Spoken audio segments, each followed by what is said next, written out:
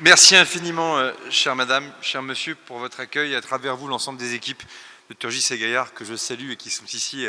représentées. Pardon de vous avoir fait attendre, pardon aux élus de vous avoir fait attendre ainsi qu'à la presse, mais je ne suis pas venu seul. Je suis venu avec une partie de l'état-major des armées, la délégation générale pour l'armement, la direction pour la maintenance aéronautique et nous avons profité aussi de ce moment pour faire une réunion plus opérationnelle, plus discrète, donc vous le comprendrez bien. Et donc pardon de vous avoir fait attendre ici dans cette fraîcheur. Et merci au préfet et à l'ensemble des équipes de la préfecture, monsieur le préfet, cher Xavier, pour l'organisation en un temps record de cette visite. Normalement, j'étais censé être en Guyane pour le tir de la deuxième fusée Ariane 6 qui va emporter un satellite militaire de grande importance qui s'appelle CSO-3. Et le spatial est une préoccupation majeure pour nous dans notre réarmement, au regard évidemment de la compétition que fait vivre la Chine un peu, la Russie beaucoup et même certains alliés sur le segment spatial. Et au fond, si je parle du spatial, c'est qu'il y a deux grands pivots, à vrai dire il y en a plusieurs, mais qui sur le terrain technologique sont en train de réorganiser le champ de bataille, c'est le spatial d'une part et la question des drones d'autre part. Et à travers la question des drones, se pose la question de la connectivité, de la guerre électronique, des capacités de pénétration dans la profondeur. Et puis au fond, le mot drone veut tout dire et rien dire, parce que le petit drone tactique, tout léger, qui peut servir de munition téléopérée que l'on lance et qu'on ne revoit pas, n'a évidemment strictement rien à voir avec un drone de la taille que celui qui est derrière nous, et dont évidemment on voit bien que c'est avant tout de l'aéronautique et un avion à part entière. Et celui-là, évidemment, on a vocation normalement à le revoir, puisque non seulement il est censé décoller, mais aussi il est censé de nouveau réatterrir. Plaisanterie mise à part, on le voit bien que cette révolution, elle est engagée, et nous, Français, mesdames, messieurs les élus, nous avons pris du retard. On a pris du retard pendant pratiquement 15 ou 20 ans, en n'ayant pas vu un certain nombre de révolutions sous nos yeux, pensant que c'était des parenthèses. Aussi parce qu'il faut bien le reconnaître, on a plutôt été habitué pendant de nombreuses années à ce que l'essentiel des innovations viennent du champ militaire et s'imposent au monde civil, Internet étant probablement l'exemple le plus évident. Or, les drones, on le sait, c'est avant tout des avancées civiles, des drones loisirs notamment, dans la fin des années 90, début des années 2000, qui se sont installés, et par ces avancées civiles, ça s'est imposé au monde militaire. Et ça, on voit bien que ce moment-là, on a eu du mal à le rattraper, et donc de cela 3 ans, lorsque j'ai été nommé ministre des Armées, on a fait un choix qui était précisément de ne pas chercher à rattraper notre retard, parce que c'était vain, mais plutôt de se dire comment on fait en sorte qu'en 2029-2030, on ait non pas rattrapé le retard, mais on ait fait un saut générationnel, technologique, d'une génération pour se remettre complètement au goût du jour et être capable de conquérir un certain nombre de marchés pour nos propres armées, j'y viendrai dans un instant, mais aussi à l'exportation demain. On a avancé et surtout, on le voit bien dans ce paysage des drones, on a surtout des acteurs qui sont inattendus. C'est là évidemment vers vous que je me tourne parce que vous êtes plutôt un acteur inattendu au sens récent, aventure pas familiale mais amicale, fondamentalement provinciale, fondamentalement aéronautique, fondamentalement militaire mais avec une culture duale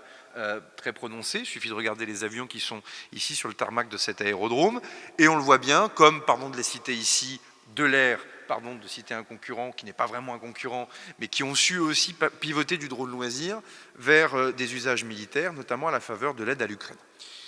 Si je suis venu ici cet après-midi, c'est parce qu'évidemment, Turgis et Gaillard fait parler d'eux évidemment dans la presse spécialisée, fait parler d'eux par les premières réussites sur les premiers essais, fait parler d'eux parce que les élus du territoire, monsieur le député de la circonscription, relaient aussi ça largement à Paris, vous l'avez tous fait, ainsi que votre préfet. Et je voulais faire un point d'étape qui me permet devant vous aussi de vous dire un tout petit peu comment l'année 2025 va s'organiser sur la trame de ces drones, sachant que j'en dirai un mot par catégorie ou par strate. La première, c'est que la France est déjà engagée sur des grands programmes, sur des drones dits MALE, pour moyenne altitude et engagement assez long, c'est-à-dire en clair des avions qui sont capables de mener des opérations particulièrement longues, souvent de reconnaissance, parfois de guerre électronique, avec des charges embarquées qui permettent de créer des capacités d'élongation, y compris dans des terrains qu'on pourrait qualifier de peu permissifs. Il se trouve que la France, jusqu'à présent, n'a pas de tel drone et que nous avons donc fait appel à une solution américaine depuis maintenant quelques années, qui est le drone Reaper, et sur lequel il y avait un pari politique qui a été fait par mes prédécesseurs, je le dis devant les parlementaires, qui est de dire on se satisfait d'une solution américaine à la seule condition qu'elle soit temporaire et qu'elle laisse, comme c'est déjà fut le cas sur d'autres technologies dans le passé, qu'elle laisse de la place à une technologie ou une solution française. C'est un choix européen qui s'est fait, avec notamment Euromal, qui est un programme désormais assez ancien, mais sur lequel je constate un certain nombre de dérives de calendrier qui me préoccupent au plus haut point. Et donc à la fin de l'année dernière, en comité ministériel d'investissement, je le dis devant le directeur des opérations de la DGA, l'ingénieur général Reboul qui est ici présent, devant le DMAE, l'ingénieur général Marcovian ici présent, et les représentants de l'état-major des armées, mon général, j'ai dit que les différentes sommes de retard que nous devaient les industriels qui n'étaient pas capables de délivrer ces grands programmes qui sont clés pour l'armée française, eh bien les sommes que nous allons dégager liées à ces retards seraient réinvesties pour des acteurs plus petits pour leur permettre justement de leur laisser leur chance dans le développement. Et c'est comme ça qu'un premier contrat a été passé en novembre de l'année dernière entre l'ADMAE du ministère des Armées et Turgis et Gaillard, qui a permis de poser un premier jalon dans le programme que vous aviez décidé jusqu'alors de développer en autofinancement. Et là, vous avez non pas un client, mais un début de client qui commence à se dégager avec cette contractualisation. J'attends beaucoup, évidemment, de cette affaire. On a un grand rendez-vous aéronautique qui est le Salon du Bourget au mois de juin. C'est d'ailleurs en 2023, au Salon du Bourget, où je vous rencontre la première fois, et vous avez devant vous un certain nombre de rendez-vous, de qualifications avec l'autorité de régulation et de réglementation qui est la DGAC, la Direction Générale de l'Aviation Civile du ministère des Transports, mais aussi un certain nombre de qualifications à réussir sous l'autorité de nos ingénieurs de l'armement, et je le dis ici devant vos équipes de Turgis et Gaillard, c'est évidemment un message de confiance que je veux développer ici, et si je suis venu, c'est parce que j'attends avec optimisme, évidemment, les résultats de ces qualifications, parce qu'elles nous permettront, à la moitié de cette année, à horizon de l'été septembre 2025, dans la reventilation des crédits du ministère que j'aurai à arbitrer, de permettre, si cela est possible, de passer à une étape ultérieure, sachant que, je le dis, on va faire aussi attention à d'autres dronistes en France qui sont en train aussi de développer des capacités et de pouvoir les aider, parce que si on veut pouvoir tenir cette endurance au fil des décennies à venir, évidemment, pardon de vous le dire, mais on ne peut pas mettre tous nos œufs dans le même panier, et donc évidemment on fera attention à développer au fond une organisation française de cette nature. La deuxième des choses sur lesquelles je souhaite que l'on puisse continuer à avancer, ce sont les drones tactiques individuels. Au fond, un soldat, aujourd'hui, a son armement individuel. Demain, il n'y a pas beaucoup de schémas dans lesquels, sur un champ de bataille, un soldat n'aurait pas son drone parmi son armement individuel. D'ailleurs, si on va plus loin que ça, il n'y a pas beaucoup de schémas dans lesquels chaque plateforme n'aura pas son propre drone. Des plus grosses, le Rafale avec son drone accompagnateur demain, jusqu'aux plus petits, où on ne voit pas bien comment la cavalerie blindée de nouvelle génération ne serait pas au fond une plateforme blindée avec autour d'elle une multitude de drones. Ça, c'est un chemin sur lequel on va avancer vite, qui ne concerne pas forcément Turgis et Gaillard d'ailleurs, enfin, ça dépendra de vous, mais en tout cas sur lequel on va avoir besoin à la fois de masse, mais aussi de précision. J'en dis un mot parce que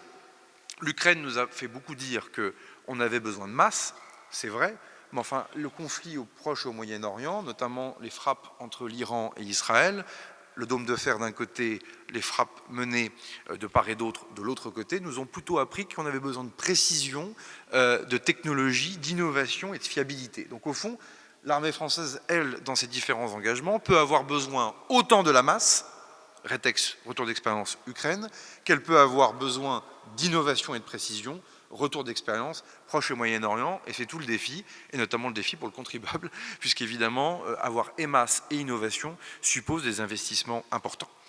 La troisième gamme sur laquelle je souhaite que nous avancions désormais vite, c'est évidemment la question des munitions téléopérées.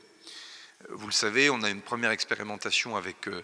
de l'air sur des petites MTO, munitions téléopérées, des petits drones kamikazes, et c'est l'Ukraine qui en est le destinataire, qui nous permet d'avoir aussi un retour d'expérience encore là, et d'aller chercher en mauvais français ce qu'on appelle le combat proven. je souhaite qu'on puisse se poser des questions sur des drones plus importants. On a tous entendu parler des drones Shahid iraniens qui malheureusement ont été largement vendus à la Russie ou en tout cas donnés en échange de transfert de technologie, tout ça d'ailleurs étant par ailleurs particulièrement préoccupant. Et on le sait, ces Shahid ont largement saturé le ciel ukrainien et ont été à l'origine de beaucoup de malheurs, notamment sur les infrastructures civiles ou sur les infrastructures énergétiques. La force de ces Shahid, au fond, c'était leur coût. Pratiquement autour de 20 000 $, avec des composants assez simples, mais tellement simples aussi que leur fiabilité était toute relative, et surtout, on était sur des armes utilisées par la Russie, fabriquées par l'Iran, dont on voit bien que la bavure n'étant pas spécialement leur première préoccupation,